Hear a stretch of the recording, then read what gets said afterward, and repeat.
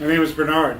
I've been working in the cybersecurity field for over 20 years, with just as many years of education.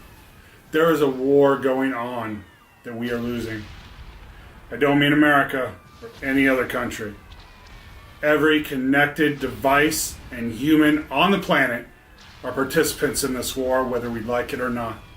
This war is happening through the networks, straight to our very identities. The attackers are unseen, and most people lack the proper knowledge to defend. Cyber war news is happening now!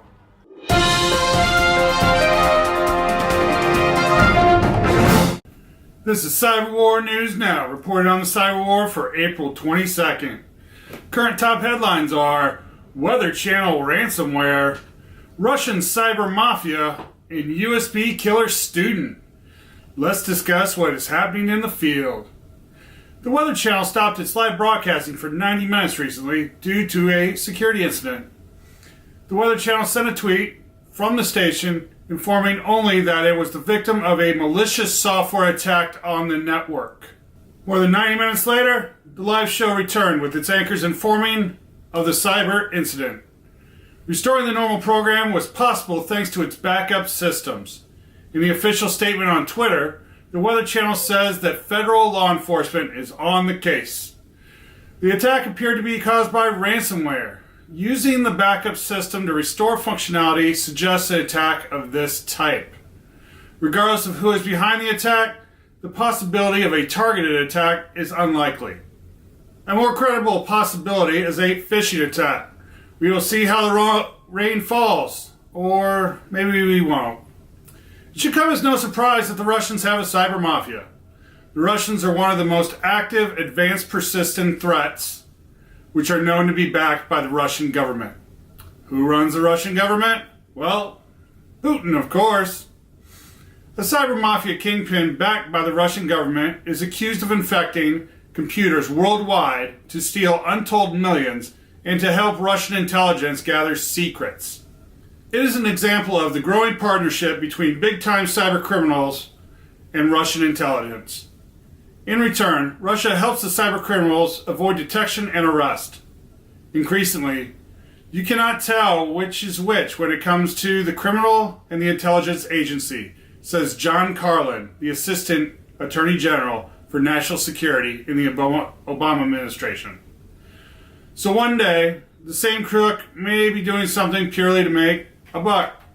But that same crook may be directed by a trained intelligence operative using the same tools and techniques to steal information from them for the goals of the state. Some of those crooks are part of the cyber mafia known as the Business Club, says Dave Hickam, the former U.S. Attorney in Pittsburgh. We were chasing a group of individuals known as the Business Club, which was a collection of some of the most skilled and dangerous cyber criminals in the world who had formed what was basically a 21st century mafia don club for the internet. Through its hacking schemes, the criminals can see the information they need to steal passwords, drain bank accounts, and learn compromising information that can be used to blackmail intelligence agents. No one knows exactly how much money the group has stolen. We stopped counting at 100 million in the United States, says Hickam. And I really think the answer is he stole as much as you can count. Carlin says Russia is a kleptocracy. This is a government by theft. And the thing that matters the most is that you do what the Don wants. And here, the head of the crime family is Putin, Carlin continues. There is no doubt that Putin is both aware of it and has personally sanctioned some of the activity. Increasingly today, the Russian government is a criminal syndicate, and it's causing harm to countries, companies, and people throughout the world. Does this really surprise anyone? It's about as surprising as rich parents paying schools to let their kids in. We all know it is happening, but disappears out of the news as quick as someone finds it. USB ports continue to be the bane of the cybersecurity industry. With USB drives able to carry large amounts of data in a little package, data exfiltration is a breeze. However, the USB port can be used to destroy a machine as well. A quick Google search found plenty of cheap options to buy a USB killer on eBay. A 27-year-old former student of the College of St. Rose in Albany, New York, has pleaded guilty to intentionally destroying dozens of the school's computers, monitors, and related equipment worth more than $58,000 by using a USB killer gadget. The student, who resides in the U.S. on a student visa, recorded himself on an iPhone as he proceeded to plug a USB killer device into 66 computers and other PC gear. Court documents reveal that he made some follow-up comments after plugging in the USB stick, saying, "It's dead," in one instance, and in another, "It's gone." Boom. The USB killer device looks innocuous, like any other USB flash drive. However, it's far from a typical external storage drive. When plugged into a USB port, it draws power from the USB power lines until it reaches around 240 volts, at which point it discharges the stored voltage into the USB data lines. It does this repeatedly and rapidly, multiple times per second until the system is fried, which typically happens almost instantly. These kinds of devices are readily attainable for less than $100. The company that makes the USB killer says it's intended to test USB ports against power surge attacks.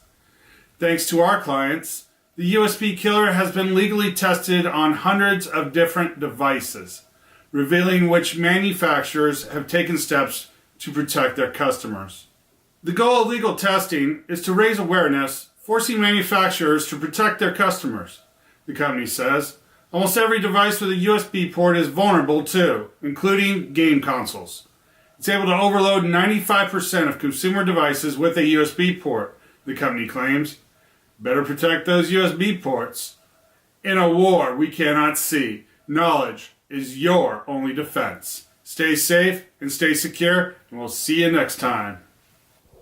I hope this video provided you with current information to prepare a cyber defense strategy. Please provide a like, and don't forget to share with those you care about. If you'd like me to discuss a specific issue or have a question, please leave a comment below. Don't forget to subscribe to this channel and all of my social media outlets so you don't miss any of the top news from the cyber war. Thanks for watching.